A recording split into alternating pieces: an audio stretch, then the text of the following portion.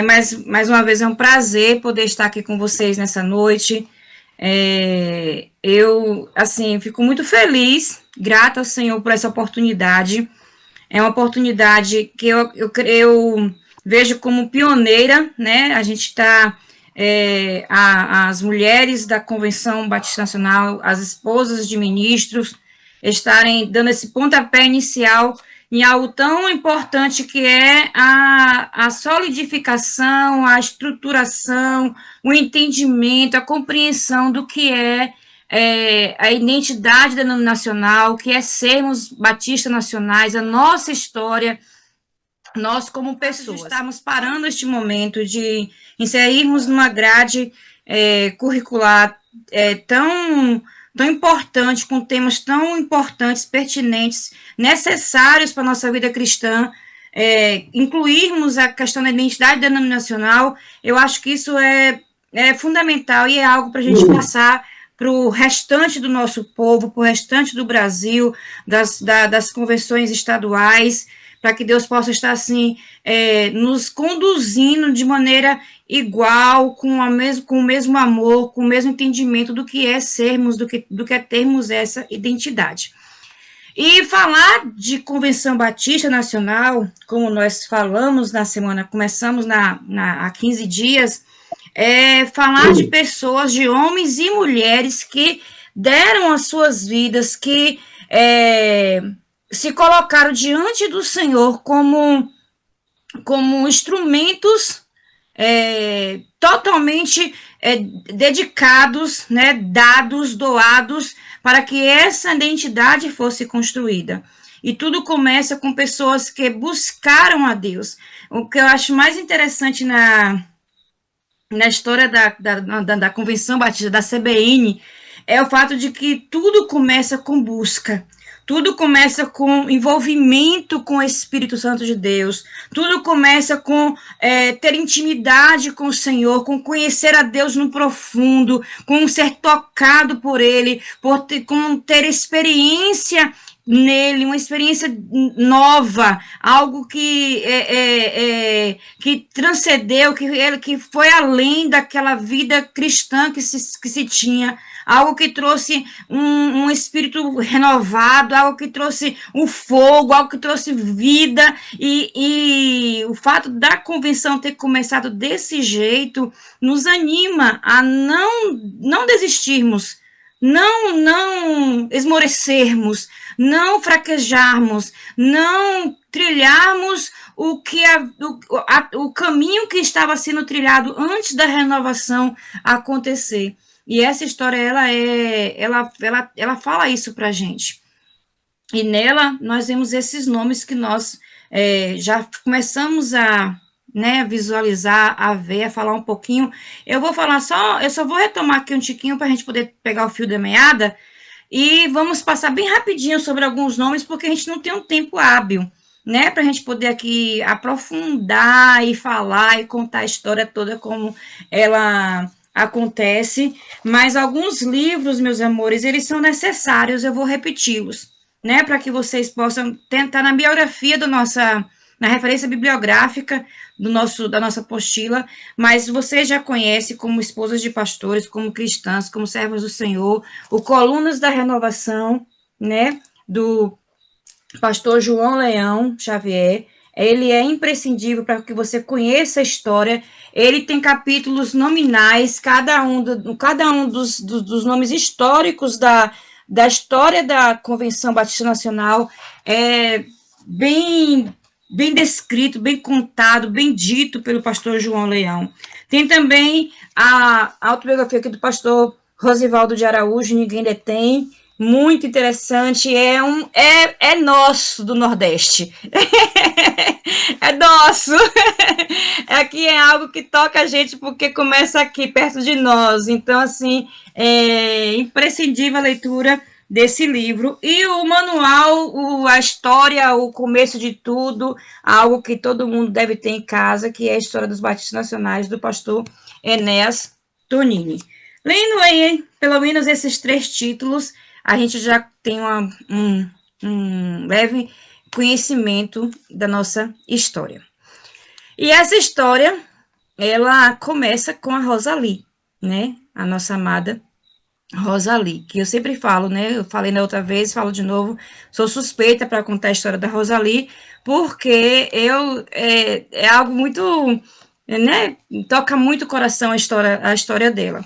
E o que é dito sobre a Rosalie, o que é falado sobre a Rosalie, ela passa no tocante do seu ministério, né? No que ela foi, no que ela fez, como ela conseguiu conduzir e ser sensível à voz do Espírito, apesar de todas as coisas que aconteceram na vida dela e de como ela se deixou usar pelo Senhor, sendo uma mulher estrangeira, em terra estrangeira, de fala estrangeira, de cultura estrangeira, viúva, né, já com pouco tempo aqui, com criança, mas colocando o reino de Deus em primeiro lugar na sua vida e deixando por conta disso um grande legado para nós, mulheres cristãs, servas do Senhor, esposas de pastores e membros de uma convenção, membros da Convenção Batista Nacional.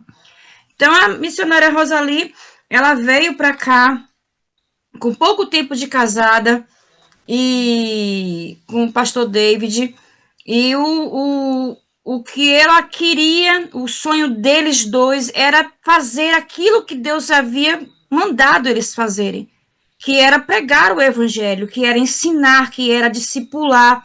E a vida de Dona Rosalie, ela foi toda em volta disso. O que ela fazia era falar, era ensinar, era dizer às pessoas, era tentar trazer as pessoas para aquela realidade, para aquela verdade que era a palavra do Senhor.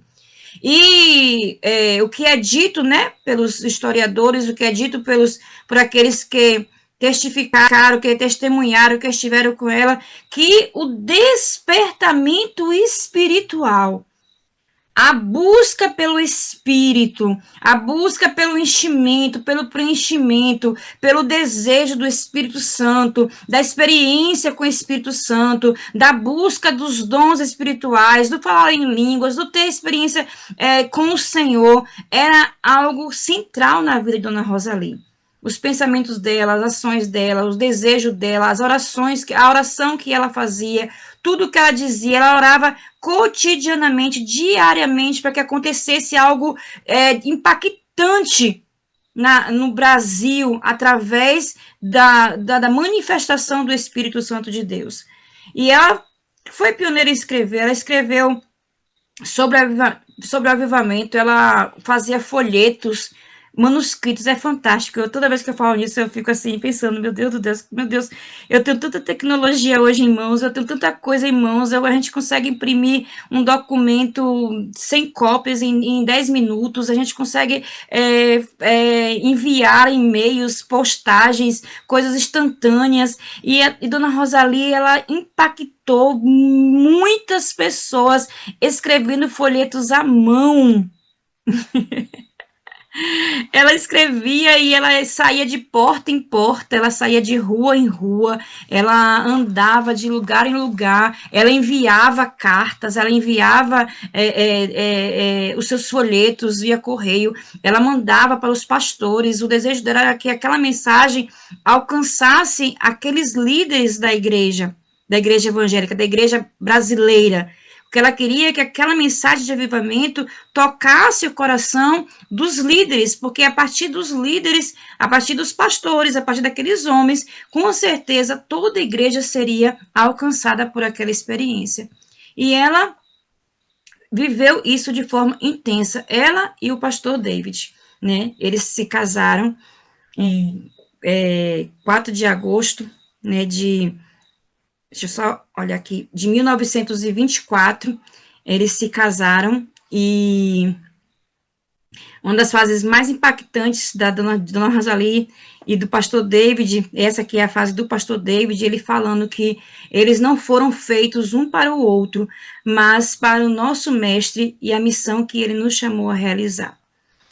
E quando eu estava pensando sobre isso, eu lembrei muito de vocês, meninas, Sinceramente, eu estava pensando, eu disse, meu Deus do céu, esse curso é um curso voltado para esposas de pastores, né? Esse momento é um momento que foi tirado, que foi pensado, que foi desejado para que fosse compartilhado e aproveitado por vocês, esposas de ministros.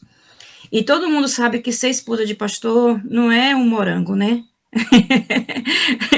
Não é um suco de morango, não é um sobremesa de morango. E eu não sou esposa de pastor. Na verdade, meu esposo é esposo de missionária.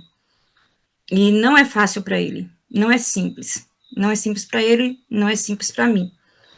E a gente tem muitos embates e muitas dificuldades devido a algumas coisas. E eu fiquei pensando muito nessa situação, porque às vezes a gente cai de paraquedas, né, nesse ministério. Ministério esposa de pastor.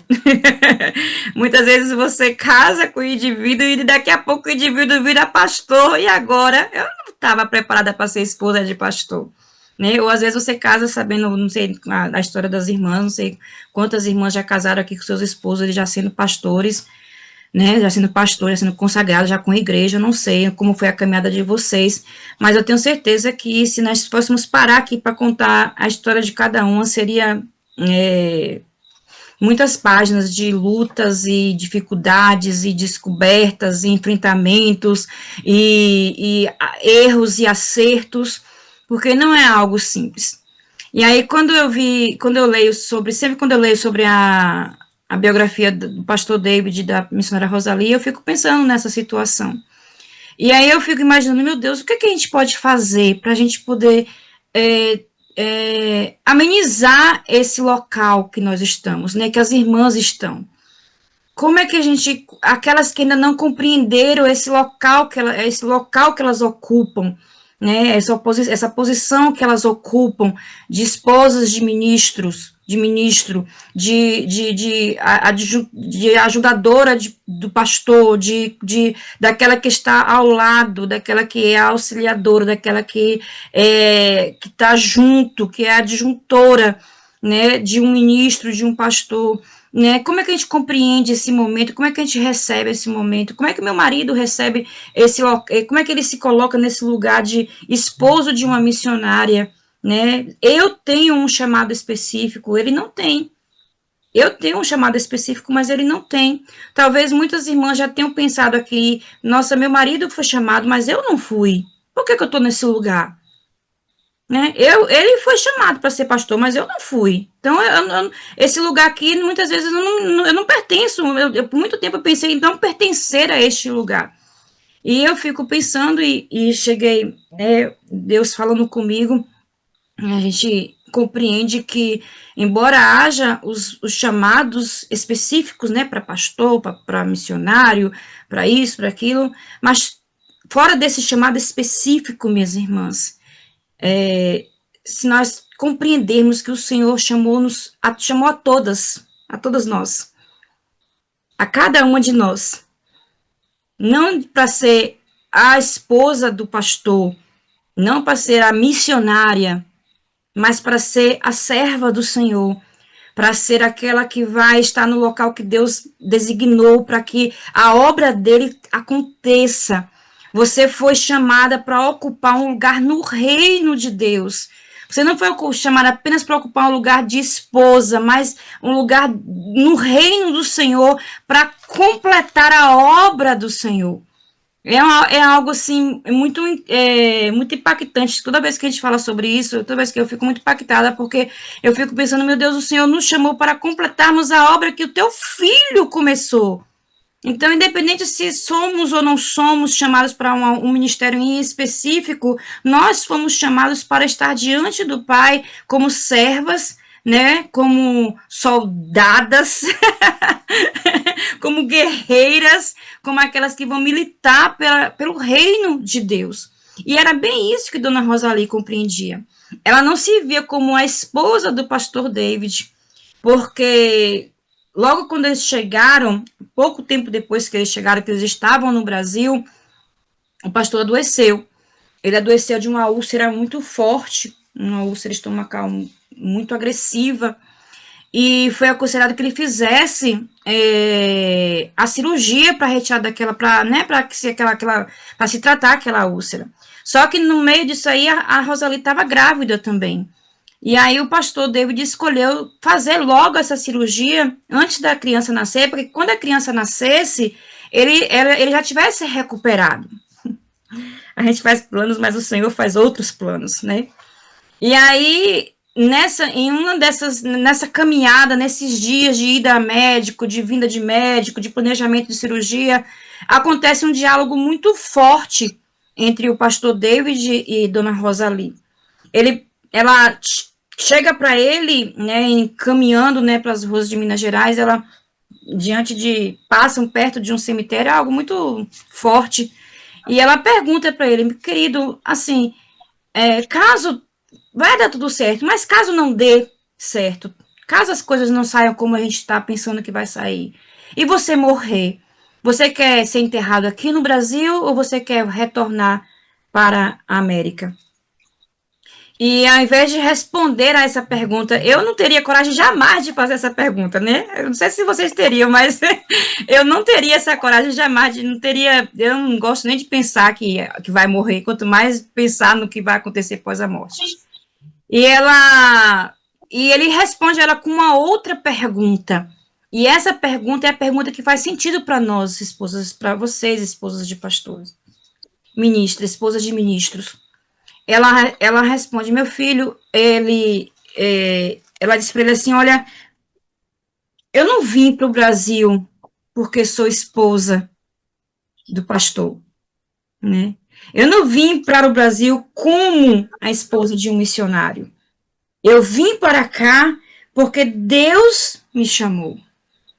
Então, esse lugar que você... Aí, quando eu já falei isso no congresso, no Confeban, eu falei justamente essa parte, mas hoje, pensando aqui em vocês, eu pensei, meu Deus, quantas irmãs estão, nesse momento, no lugar de esposas de pastor, e sem lembrar, né, já a luta, a correria, as demandas, as dificuldades, e a gente acaba esquecendo que esse lugar não é o lugar apenas da esposa do pastor, mas é o lugar que Deus chamou você para estar, né? Porque Deus nos chamou. E aí ela termina dizendo, o seu falecimento, a sua morte, não anula o meu chamado. Independente do que aconteça no seu ministério, no ministério do seu esposo, independente do que aconteça no ministério do seu esposo, tudo o que acontecer, as coisas que aconteceram, ou que porventura venham a acontecer, nada disso vai anular aquilo que Deus tem na sua vida, aquilo para o qual o Senhor chamou você, por isso que você está aqui, né? E eu fico assim pensando, meu Deus do céu, amém, Senhor, glória a Deus, obrigado, Pai, porque o Senhor me chamou, né? De forma específica, mas de forma individual, para fazer aquilo para poder completar a obra do teu reino. Mas vamos adiante, né? E o pastor David, ele acabou falecendo. E ele, na cirurgia, fez a cirurgia, mas ele não resistiu àquela cirurgia. E ele acabou falecendo. E na madrugada da morte dele, né, enquanto ainda estava no velório dele, o David Júnior nasceu, né? Tudo aconteceu em um hospital, enquanto estava sendo velado o corpo do pastor David em uma sala, a Rosalie estava dando a luz ao David filho em outra sala, ali no mesmo ambiente, e é algo assim muito marcante, né? A gente não entende quais são os propósitos do Senhor, mas o Senhor entende todas as coisas. Foi difícil para ela? Foi, mas ela não... era justamente o que ela falou. Nenhuma das circunstâncias terríveis, difíceis, problemáticas, dolorosas que ela precisou enfrentar, agora sozinha, viúva, com uma criança pequena, nada disso impediu dela continuar a fazer aquilo para qual o Senhor a chamou. E é essa mulher, queridos, que vai fazer justamente o que o marido pede.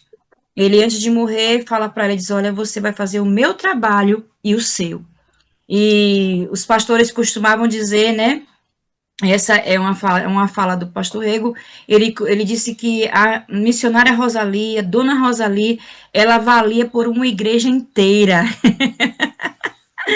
O que ela fazia, o esforço dela para alcançar crianças, para alcançar pessoas, para alcançar os ministros, para falar da renovação, para falar do Espírito Santo, para instigar as pessoas a buscar o Espírito Santo de Deus, até um encontro com o Senhor, até uma experiência de renovação espiritual. E aquilo ali era coisa que mais de uma pessoa tinha que fazer, e ela fazia na força, na pouca força que ela tinha física, mas espiritual era gigante, né? E o pastor Rego chegou a dizer uma vez que enquanto os pastores estavam nas convenções discutindo, Dona Rosalie estava pelas ruas e pelos campos semeando igrejas para o Senhor. E ela semeou várias igrejas, e ela plantou várias igrejas, e ela clamava e dizia constantemente: oremos diariamente por um avivamento espiritual na pátria brasileira. E é essa mulher, irmãos, que vai influenciar várias outras pessoas. Inclusive, ela era amiga de uma senhora chamada Dona Estela Câmara de Bois, né, que, assim, entre aspas, é conterrânea nossa, não porque ela é estrangeira, mas é conterrânea nossa porque viveu a vida inteira aqui, acabou morrendo aqui, e deixou um legado muito grande aqui na minha cidade, né, o Colégio Telegídio, que foi dirigido por ela e pelo esposo durante muitos anos, muito conhecido no Brasil, e ela era amiga íntima de Dona Rosalie, e ela chegou a dizer, ela tem um livro, é uma biografia da Dona Rosalie, é um livro, assim, que é raro, a gente não acha mais, é dessa coleção aqui, ó, até por sinal, mas é difícil a gente achar. Se alguém tiver por aí, quiser vender, eu compro. É um título só sobre Dona Rosalie, que Dona Estela escreve, e ela fala lá que a Dona Rosalie coube acordar uma doutrina. Acordar uma doutrina. Aquilo que aconteceu lá no Pentecostes. Aquilo que foi vivo, que marcou, que deu o início, né, da igreja, que fez a igreja cristã, ela se estruturar e vir à tona. Aquilo que aconteceu lá com Pedro, Tiago, João e os apóstolos, a Dona Rosalie coube acordar essa doutrina. E ela diz ainda que, como aconteceu nos grandes movimentos avivalistas do mundo, a doutrina abençoada do domínio do Espírito Santo nas vidas dos salvos, herança deixada pelo Divino Mestre, também chamada promessa do... É o Espírito Santo de Deus. Quando Jesus diz: olha, eu vou enviar o meu Espírito para estar com vocês, é promessa dele.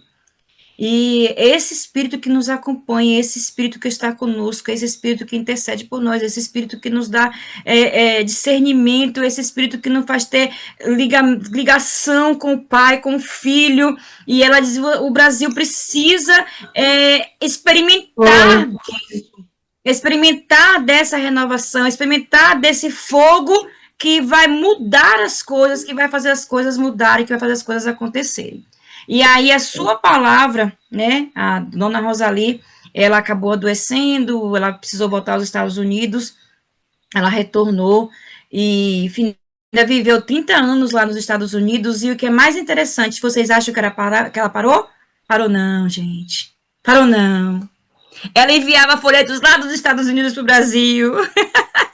Ela enviava ofertas, ela sustentava a obra missionária aqui no Brasil, lá dos Estados Unidos, por 30 anos, até quanto ela pôde. Ela continuou a fazer aquilo para qual o Senhor havia chamado, para qual o Senhor havia designado.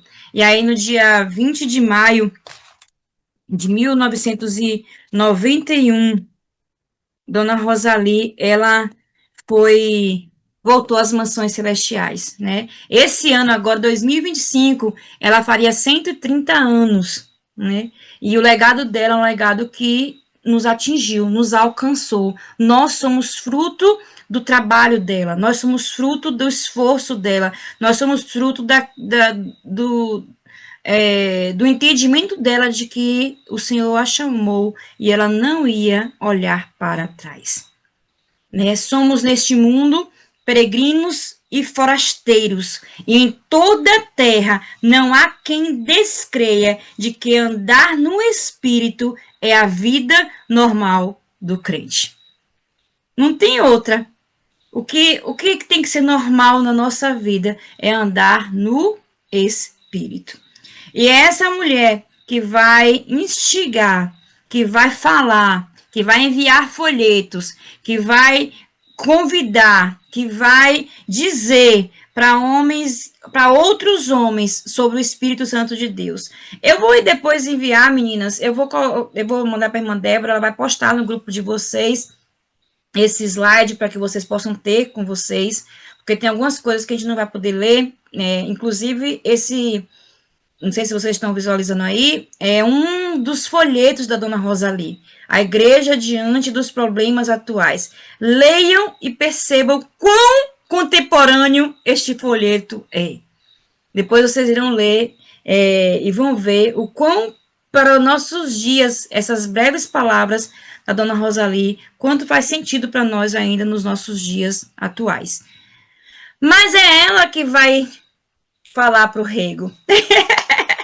É ela que vai dizer para o José Rego do Nascimento que ele também precisa ter uma experiência com o Espírito Santo. É ela que vai orar anos pelo pastor Enéas Tonini. É ela que vai mandar cartas para o pastor Rosivaldo de Araújo. Né? E todo esse esforço, todo esse trabalhar dela vai levar estes homens a ter uma experiência com o Senhor. E eles é que vão dar que vão, né, trazer, vão levantar as colunas da renovação espiritual no Brasil. O primeiro deles aí, o pastor José Rego do Nascimento, né, esposo da irmã Lita. Vocês sabem de quem ele era pai? Sabem? Sabe de quem era pai? Temos entre nós os seus filhos, né? Irmã Lília, irmã Miriam, irmã Viva, o pastor Zezinho, pastor Rubem. Então, o legado do pastor José Rego do Nascimento é extraordinário, irmãos. Ele foi batizado no Espírito Santo no dia 20 de setembro de 1955, em uma experiência pessoal. Né? Ele foi revestido do poder de Deus. E quando ele é revestido do poder de Deus, ele não se cala.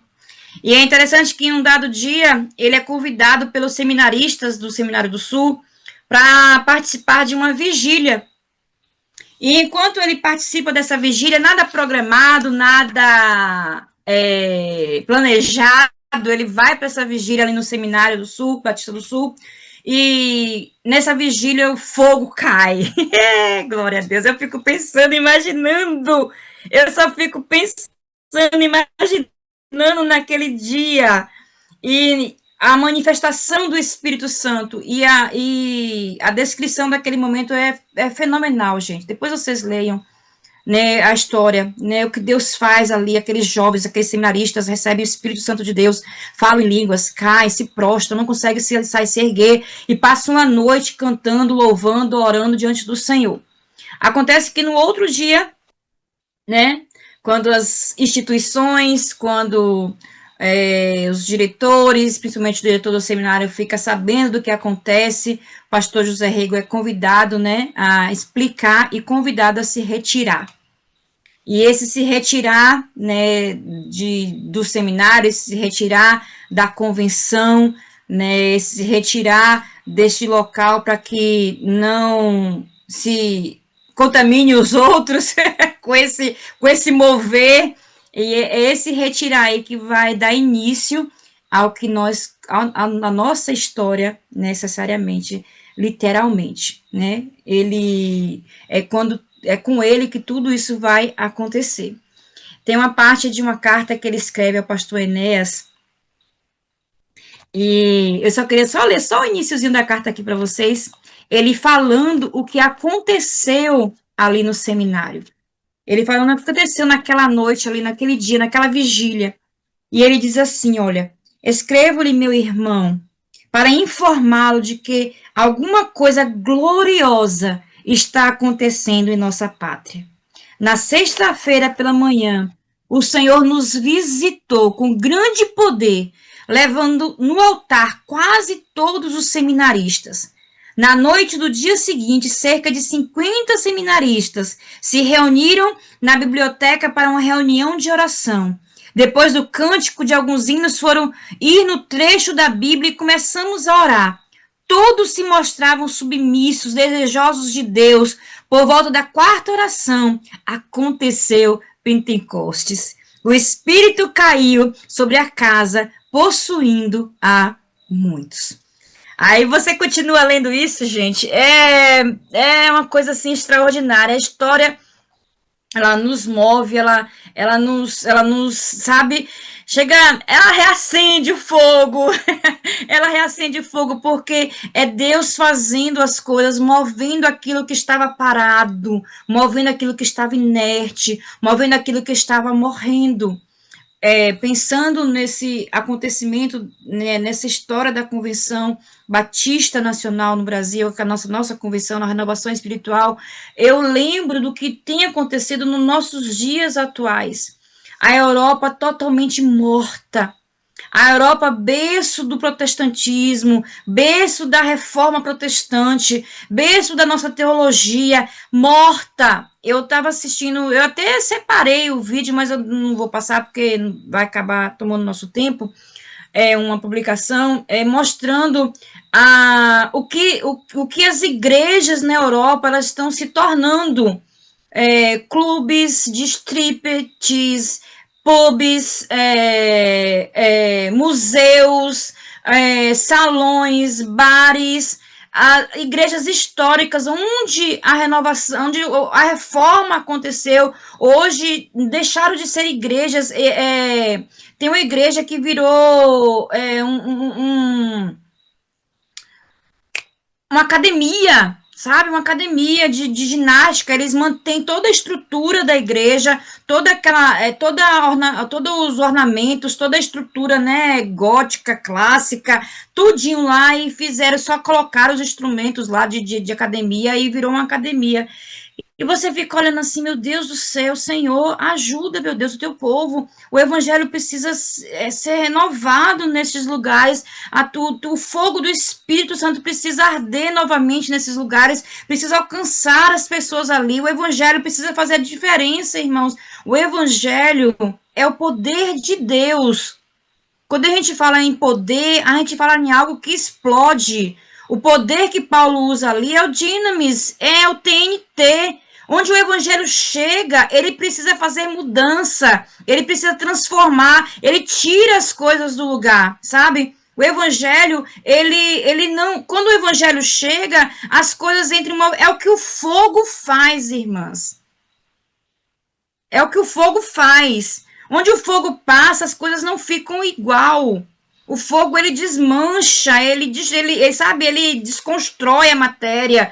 O fogo, ele lambe, ele leva embora, ele limpa o lugar, sabe? A chama, o fogo, ele é capaz de desmanchar a substância, por mais dura que ela seja, ele é capaz de derreter a substância, derrete o ouro, derrete a prata, derrete o níquel, derrete o ferro. E o Espírito Santo de Deus, ele faz justamente isso, onde há renovação, onde há fogo, há mudança, há transformação, há vida nova. E foi justamente o que aconteceu ali naquele lugar, naquele seminário, naquela noite. O fogo do Espírito mudou aqueles jovens, mudou aqueles 50 seminaristas, eles não foram mais os mesmos, eles não podiam mais permanecer onde eles estavam. E isso tudo acabou causando uma ruptura, né? A estrutura da igreja como ela existia não compreendeu e não aceitou. Houveram muitas discussões teológicas, aconteceram muitos embates teológicos, muitas discussões, muitas conversas acirradíssimas, coisas assim que quando você para ler, você fala assim, meu Deus, aconteceu isso na história, sabe? Situações tipo trancar as portas do galpão onde os crentes estavam se reunindo por conta da renovação, porque eles não podiam mais estar na igreja, então o pastor Rego acabou alugando um galpão, e ali aquele galpão foi trancado de cadeado, e eles não puderam entrar.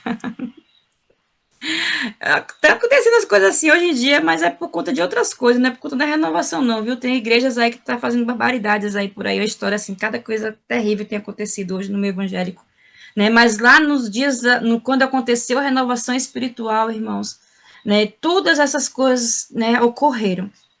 E ali numa assembleia convencional de 1961, a Igreja Batista da Lagoinha, que era a igreja, né, do pastor Rego, ela foi expulsa, igreja que foi plantada pela Dona Rosali, certo? E essa igreja foi expulsa da Convenção Batista Brasileira. E em janeiro de 1965, outras 32 igrejas, depois de muitas conversas, muitos documentos, muitos tratados, né, mais 32 igrejas elas foram excluídas da CBB, da Convenção Batista Brasileira, por conta de que haviam se renovado. E chegando, né, ao final aí daquele ano, um total de 52 igrejas expulsas, né, da Convenção Batista Brasileira. Nessa história, né, também aparece, né, o pastor Enéas Tonini, um pouco depois do pastor José Rego, como o pastor Enéas Tonini, ele não concordava com a renovação espiritual, ele era um, ele era, ele debatia, ele não aceitava, ele confrontava mesmo, ele não aceitava de forma nenhuma, e ele era um ferrenho, assim, sabe?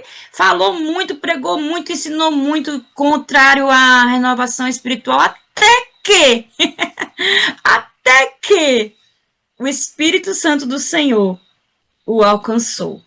Até que o Espírito Santo do Senhor entrou e transformou a vida do pastor Enéas. Ele teve a experiência dele com o Senhor. Aí, na apostila de vocês, na página que a gente fala um pouquinho sobre o pastor Enéas, tem um momento muito marcante, que quando ele recebe o Espírito Santo de Deus, ele mesmo conta esse momento. E ele tá ali orando, e ele tinha escutado a Dona Rosali, ele tinha escutado o pastor Rego, e aí, no momento da oração, ele fala assim, olha, eu não acreditava em avivamento, eu não acreditava nos avivalistas, eu não acreditava naquela piedade, né? Eu tinha trabalhos escritos contrários, né, à obra do Espírito Santo de Deus, mas, em um sábado, eu ouvi a voz de Deus, tão perfeita como a de qualquer mortal. E é interessante que o encontro do pastor Enéas com o Espírito Santo de Deus, irmãos, não foi nada assim, sabe, fora do normal, nada estratosférico. Foi Deus falando com ele. E o mais interessante dessa história de Deus é que o Espírito Santo pede para ele me entregue. Entrega tudo. Me entrega a sua biblioteca. Eu não sei se vocês conhecem essa história, mas Deus, o Senhor, ele pede ao pastor Enéas Tonini que ele entregue a sua biblioteca. Ele tinha uma biblioteca muito extensa, grandíssima, muitos títulos, e ele doa esses livros. Deus pede que ele entregue, ele fala assim, olha, entregue a biblioteca, ele diz, eu entrego quase 4.000 volumes, 4.000 livros, ele se eu entrego, e Deus fala, ó, me entregue a direção do colégio que você é diretor, ele disse, eu entrego, me entregue o pastorado da igreja que você é pastor, ele disse, eu entrego, me entregue a sua... Então, a gente estava aqui falando sobre o pastor Enéas, né, ele vai ser muito importante, ele vai ser um dos nomes, assim, bem fortes do nascimento, né, da Convenção Batista, juntamente com o pastor Rego, e o que acontece, justamente, é que depois dessa ruptura da renovação, daquele movimento, daquelas pessoas que estão ali buscando o Espírito, tendo o Espírito Santo do Senhor, o mover do Espírito Santo do Senhor, dos dons do Senhor, aquela nova experiência de fogo, de vida, sabe, do evangelho vivo, pulsante, em movimento, né, que transforma, e acontece a separação, né, das igrejas. Pode passar, viu, Débora, para o slide da CBN, tem aí o slide vermelho. E no ano de 1967, né, depois de alguns esforços, depois que as igrejas elas são retiradas da Convenção Batista Brasileira, alguns pastores, né, o sentimento que ficou era de não mais haver convenções, de não mais haver uma convenção, mas chegou-se, né, ao entendimento e à necessidade de se reunir as igrejas renovadas, porque elas não poderiam ficar soltas, né? Então, houve um primeiro esforço aí do pastor Wilton Quadros Cordeiro, ele que vai dar o pontapé e vai fazer com que nasça a AME, né, que é uma associação missionária evangélica, e essa associação vai agregar essas primeiras igrejas nascidas dessa renovação espiritual, mas algo mais precisava ser feito. Algo mais precisava acontecer, não podia ficar solta, aquelas igrejas não poderiam ficar voando, né? Aquilo não era certo. Então, assim, com conversas, com conselhos, e esses pastores buscaram o conselho de outros pastores, e um dos pastores que mais incentivou o nascimento de uma convenção que agregasse, que convencionasse, que juntasse as igrejas renovadas, as igrejas que haviam saído da Convenção Batista Brasileira, que haviam sido expulsas, né, como conta a história, como está na história, é o pastor Rosivaldo de Araújo.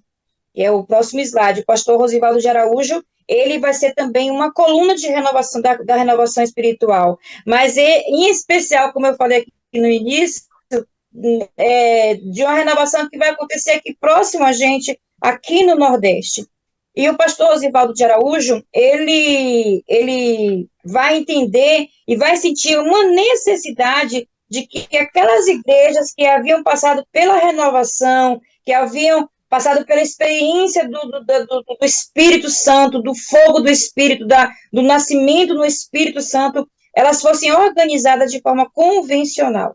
Então, o pastor Rosivaldo de Araújo, a gente poderia ficar aqui a noite toda falando sobre a biografia dele, né, mas ele foi um grande incentivador dentro daquele início de CBN, para que cada estado, é interessante que o desejo do pastor Rosivaldo era que cada estado pudesse se reunir, se organizar em pequenas convenções, para que eles pudessem trabalhar mais efetivamente dentro do reino de Deus, que é justamente a estrutura que nós temos hoje organizacional.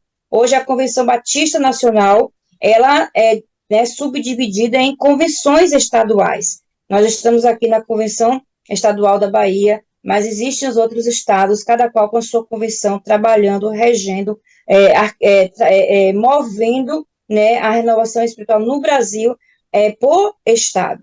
E aí, então, no ano de 67, a AME, né, aquela associação missionária, ela foi extinta e ela deu lugar à Convenção Batista Nacional. Nacional porque ela nasce no coração de pessoas daqui, né? Ela nasce do esforço, do trabalho, do labor, do choro.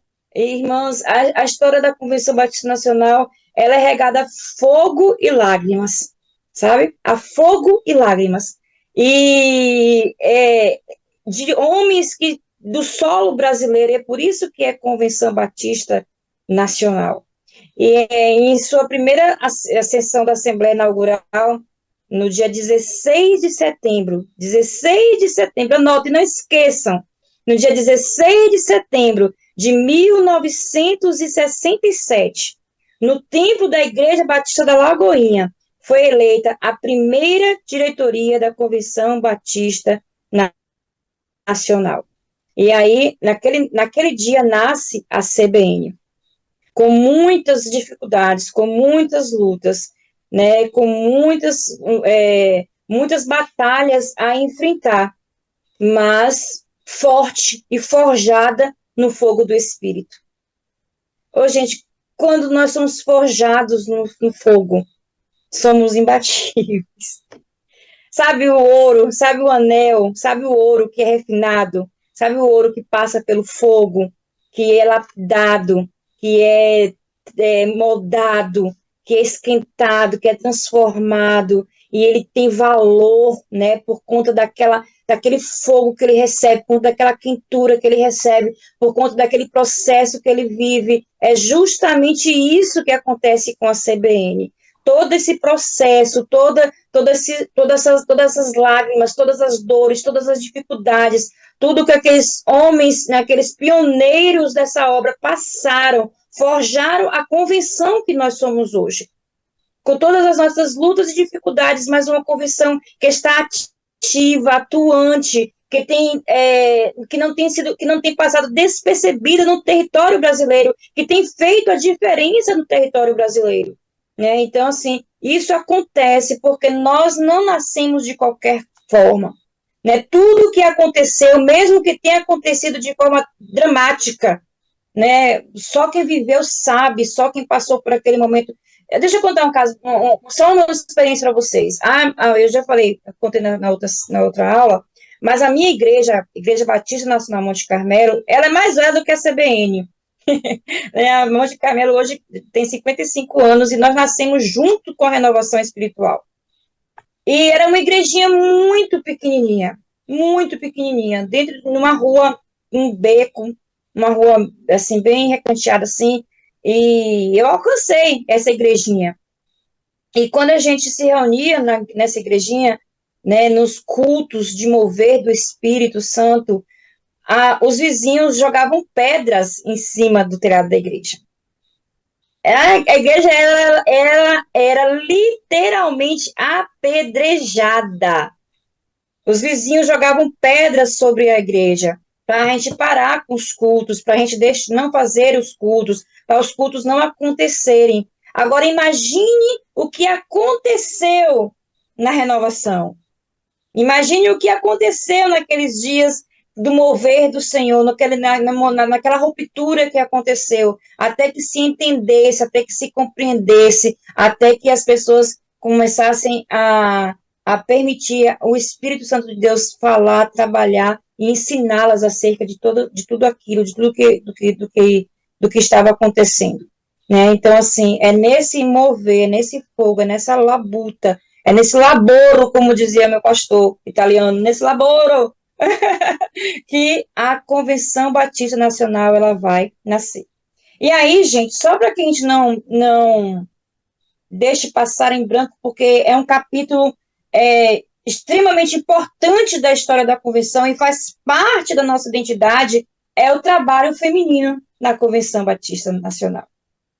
O trabalho feminino na Convenção Batista Nacional, ele é pontual, não dá você pular ele. Né? As mulheres elas sempre foram muito ativas dentro da convenção. E logo no início, mulheres de Deus, entre elas a dona Joselina Oliveira Nascimento, né? ela percebeu a necessidade, né, a esposa do pastor Rego, a necessidade de um trabalho com mulheres dentro da convenção. E aí, em janeiro de 1970, na terceira Assembleia Nacional, foi eleita a primeira diretoria do trabalho feminino, da área feminina da CBN. Né, Deus, ela levantou, aí, viu, irmã Débora, já estou lá no terceiro slide de cor-de-rosa, Deus, ele levantou, né, uma irmã, uma mulher, depois que a dona Joselina, ela teve alguns problemas de saúde, ela não conseguiu continuar à frente daquele grupo de mulheres, mas o Senhor, ele inflamou, eu acho isso lindo, é o pastor Enéas que usa esse termo, ele diz assim, Deus levantou uma irmã com o coração inflamado pela obra. Inflamado é em flamas, ou em chamas, ou ardente, ou queimando.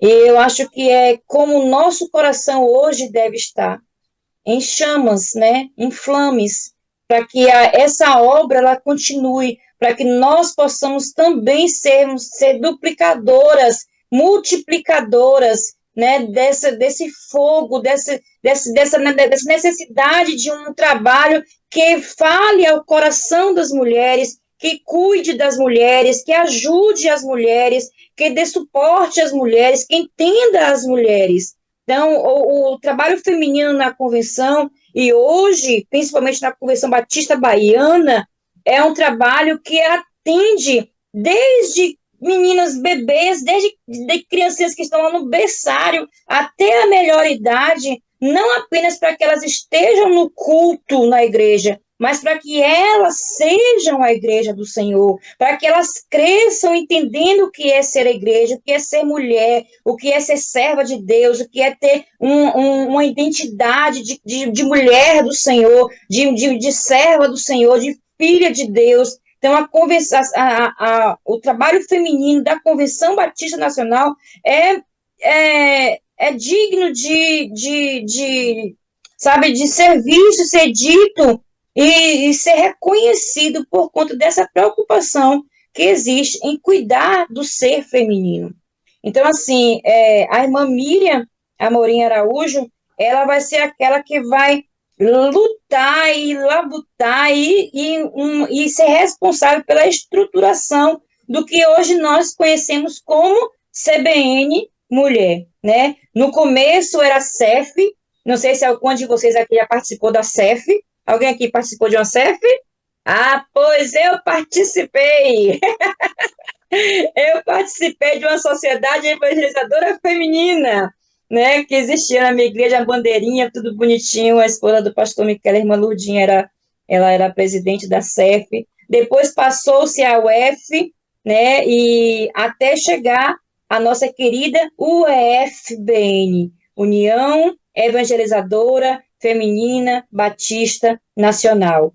Hoje, já estamos lá, viu, irmã Débora? CBN Mulher, com identidade, com visão, com missão, com estruturação. Nós possuímos manual de estrutura e funcionamento, não estamos soltos, temos base, temos mulheres de Deus que têm lutado para que esse trabalho feminino ele permaneça, porque ele não nasceu hoje, ele não nasceu ontem, ele nasceu lá quando a convenção estava nascendo, quando a convenção estava se solidificando, o trabalho feminino também estava se estruturando. Então, é uma história, longa, e uma história que ela não é plausível de término, porque essa obra é uma obra que ninguém detém. É uma obra santa. Aleluia. Então, é uma obra santa, que é justamente o hino, né, esse hino, o hino por nome, né, Ninguém Detém a Obra Santa, do pastor Rosivaldo de Araújo, Obra Santa do Espírito. Ele fala justamente desse vento, fala desse fogo abrasador, fala desse renovo, fala desse fervor que não deve apagar, fala dessa vida batizada no Espírito, mergulhada no Espírito, transbordante no Espírito, para que essa obra, ela permaneça, para que essa obra, ela continue. Meninas, tudo isso, toda essa história, né, todo esse mover do Senhor, ele foi organizado, ele foi estruturado. A convenção, eu sempre entendo que tudo que aconteceu não foi obra de homens, porque se tivesse sido obra de homens, já não existiria. Se tivesse sido coisa do coração da Rosalie, coisa da vontade do José Rego, coisa da mente do Enéas Tonini, invencionice do pastor Rosivaldo de Araújo, isso já não existiria mais. Nós não estaríamos aqui num curso da NEM para esposas de ministros falando dessa história. Então, tudo que acontece, acontece porque é vontade do Senhor. E é isso que acontece hoje, acontece para que nós possamos continuar levando essa mensagem, essa história e esse desejo de que os nossos jovens hoje, que as nossas crianças, que a nossa juventude, que as nossas mulheres, que os nossos homens também sejam impactados por essa história.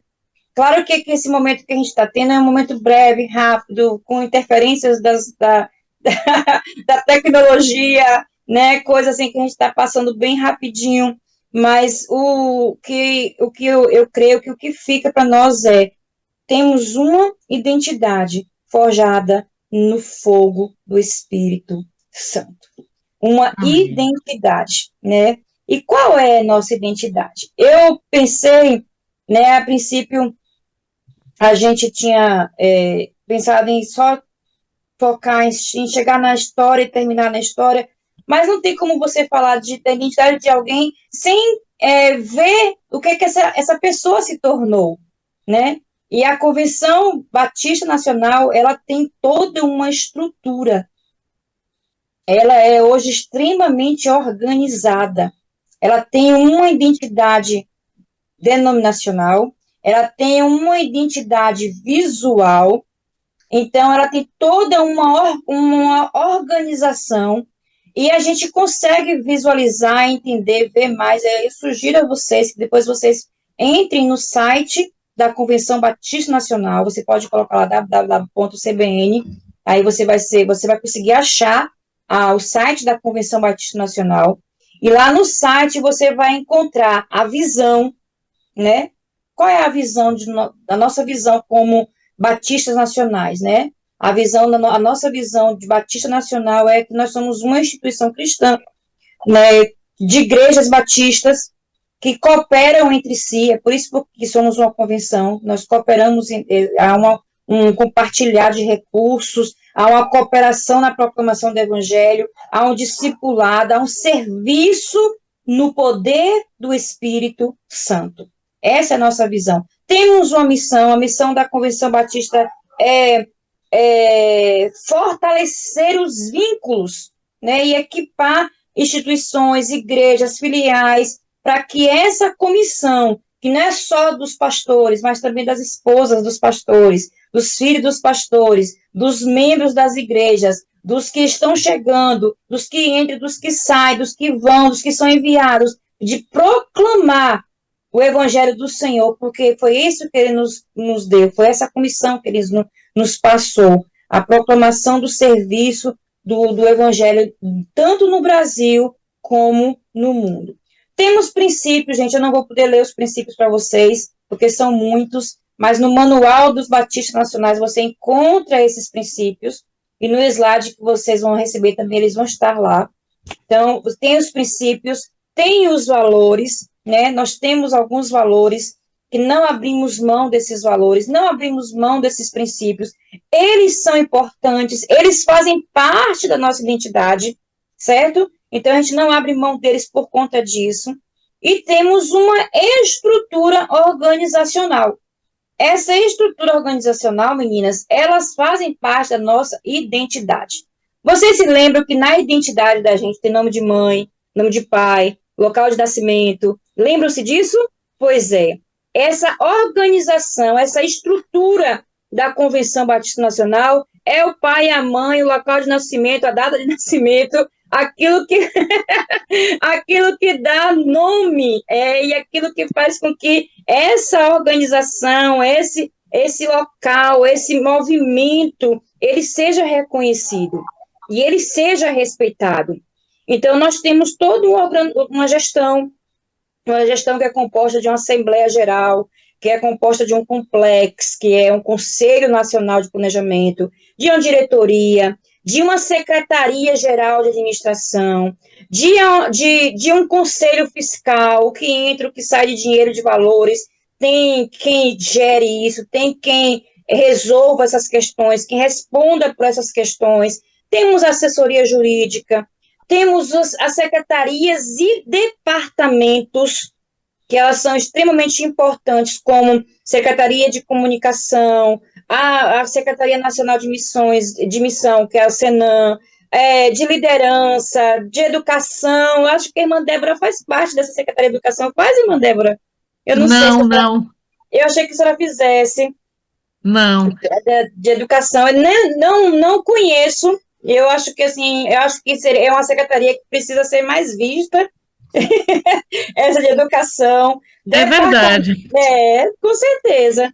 E os departamentos, né? Departamento de homens, CBN Homem, há alguns anos foi designado que todos os departamentos da convenção, elas passariam a receber a sigla da convenção seguida da classe, então CBN Homem, CBN Mulher, CBN Jovem, e essas secretarias, esses departamentos, eles são ativos, são atuantes, eles acontecem com congressos, com encontros, com confebans, né? Existem instituições dentro da CBN, como a Ormiban, que é a Ordem de Ministros, que vocês conhecem, né, bastante, a Ordem de Ministros Batistas Nacionais. Tem a JAMI, que é a Junta de Missões, é responsável pelas missões, né, do Brasil e fora do Brasil.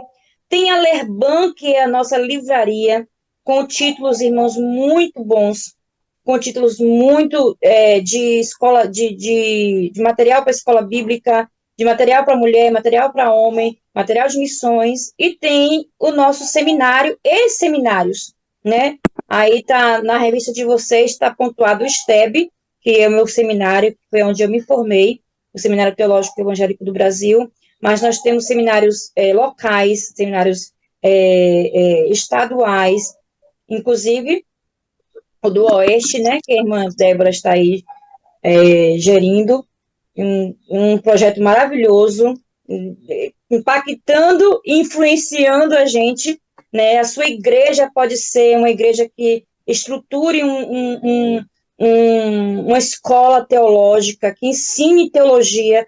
Gente, abrindo um parênteses, eu acho que a Convenção Batista Nacional, ela é o que ela é pelo seu amor à palavra do Senhor. E a palavra do Senhor dita de forma fidedigna, de forma verdadeira.